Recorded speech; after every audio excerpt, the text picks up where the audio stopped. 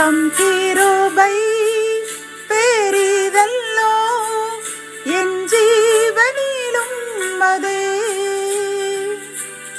இம்மட்டும் காத்ததுவே. இன்னும் தேவை கிருபை தாருமே, இன்னும் தேவை கிருபை தாருமே. கர்த்தரும் இரட்சகருமாகிய இயேசு கிறிஸ்துவின் ஈடு இணையற்ற நாமத்தில் சேனைகளின் கர்த்தர் ஊழியத்தின் மூலம் 22/8/2024 இந்த நாள் உங்களுக்கும் உங்கள் சந்ததிக்கும் அனைத்து ஆசீர்வாதங்களும் நிரம்ப பெற்ற ஒரு நன்னாளாக அமையப் போகிறது என்று மனதார வாழ்த்துகின்றேன். இன்று நாம் அறியவிருக்கும் கிருபையின் வார்த்தைகள் லேவியராகமம் 19ஆம் அதிகாரம் 18ஆம் வசனம். பழிக்கு பழி வாங்காமலும் உன் ஜனபுத்திரர் மேல் பொறாமை கொள்ளாமலும் உன்னில் நீ அன்பு கூறுவது போல் பிறனிலும் அன்பு கூறுவாயாக. கத்தோலிக்க வேதாகமம் இவ்வாறு கூறுகின்றது: பழிக்கு பழியென உன் இனத்தார் மேல் காழ்ப்பு கொள்ளாதே, உன் மீது நீ அன்பு கூறுவது போல் உனக்கு அடுத்திருப்பவர் மீதும் அன்பு கூறுவாயாக என்று கூறுகின்றது.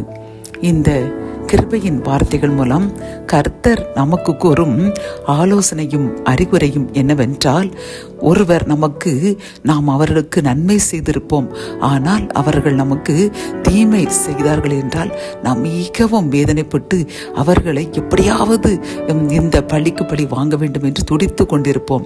ஆனால் கர்த்தர் இதை அருவருக்கின்றார்.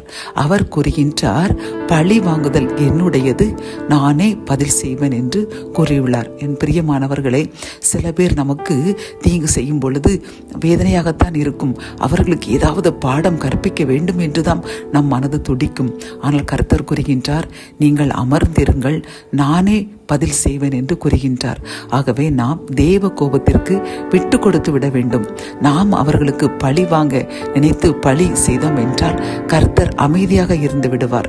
அவர் பதில் செய்ய மாட்டார். ஆகவே நாம் கர்த்தருடைய கோபத்திற்கு அதை விட்டு கொடுத்து பழி வாங்கும் எண்ணத்தை மறந்துவிட்டு அவர்களுக்காக நாம் ஜெபிக்க வேண்டும். வேதாகமத்தில் ஒருவர் உனக்கு தீமை செய்தால் அவர்களுக்காக நீங்கள் ஜெபம் செய்யுங்கள் என்று கூறியுள்ளார். ஆகவே என் அன்பு சகோதரனை சகோதரியே, இன்றிலிருந்து நாம் நமக்கு தீங்கு செய்தவர்களை நாம் பழி வாங்காமல் அவர்களுக்காக ஜெபிக்க வேண்டும் என்று நாம் உறுதி கூறுவோம்.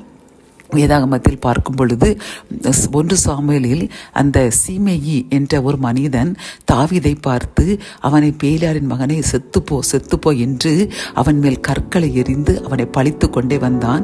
அவனுடைய ஊழியக்காரர்கள் அவனை கொல்வதற்காக நின்றார்கள். உடனே தாவீது என்ன கூறினான் தெரியுமா?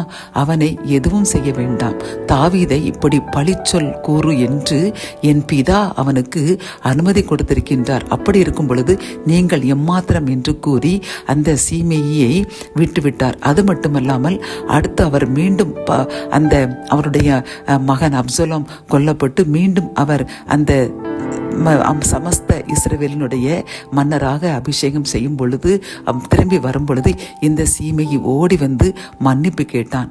உடனே அந்த தாவீது அவனை மனப்பூர்வமாக மன்னித்தார், பழிக்கு பழி வாங்கவில்லை. அதனால் தான் அந்த இஸ்ரவேலுடைய அந்த தாவீது ஒரு பெரிய மன்னராக உயர்த்தப்பட்டார். அவருடைய காலத்தில் அவர் மிகவும் ஒரு பெரிய ஒரு ஆசீர்வதிக்கப்பட்ட மன்னராக வாழ்ந்தார். அவருடைய சந்ததியும் ஆசீர்வதிக்கப்பட்ட சந்ததியாக வாழ்ந்தது என்று பார்க்கின்றோம். ஆகவே என் அன்பு சகோதரனை சகோதரியே, இன்றிலிருந்து நாம் பழி வாங்குவதை விட்டுவிடுவோம்.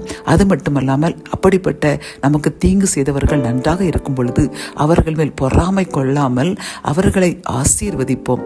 அப்பொழுது கர்த்தர் நம்மையும் நம் சந்ததியும் ஆசீர்வதிப்பார். ஜெபம்.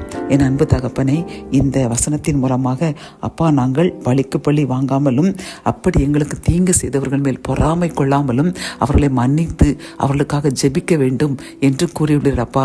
நாங்கள் அவர்களுக்கு பழிக்கு பழி வாங்காமல் இருக்கும் பொழுது நீங்கள் எங்களுக்காக யுத்தம் பண்ணுவீர்கள் என்று வாக்கு கொடுத்திருக்கீங்கப்பா. இதற்காக ஸ்தோத்திரம். என்னுடன் சேர்த்து யார் யாரெல்லாம் தனக்கு பழி நன்மை செய்ததற்கு தீமை செய்த அவர்களால் வேதனைப்பட்டு கலங்கி நிற்கின்ற எங்களுக்காக விசேஷமாய் ஜெபிக்கிறோம் அப்பா. பழிக்கு பழி வாங்கும் எண்ணத்தை எடுத்துவிட்டு அவர்களுக்காக ஜெபிக்க, அவர்களுக்கு தீமை என்று ஒன்று நடந்தால் உதவி செய்கின்ற ஒரு நல்ல மனதை தாங்க. அதன் மூலம் எங்களையும் எங்கள் சந்ததியும் ஆசீர்வதிங்க. மீட்பர் இயேசுவின் மூலம் ஜெபம் கேளும் நல்ல தகப்பனே, ஆமேன்.